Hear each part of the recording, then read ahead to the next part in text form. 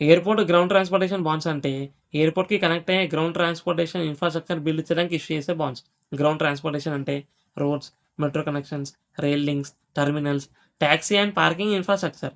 Example airports: Indira Gandhi international airport, Kempegowda international airport. Example companies: GMR airports limited, Adani airport holdings. సింపుల్‌గా చెప్పాలంటే, ఎయిర్‌పోర్ట్‌కి reach అవ్వడానికి roads, metro, transportation system build చేయాలి.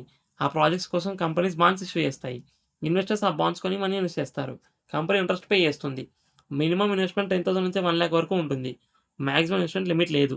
Individual investors, banks, mutual funds, institutional investors lakhs of crores వరకు invest చేయొచ్చు. ఇవి long term infrastructure projects. కాబట్టి common durations 5 years, 7 years, 10 years, 15 years. Interest rate 6-9% per year ఉంటుంది.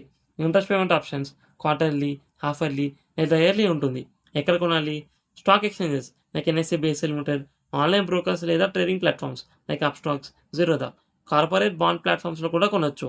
అడ్వాంటేజెస్: ఎయిర్‌పోర్ట్ ట్రాఫిక్ ఇంక్రీజ్ అయితే transport usage increase అవుతుంది.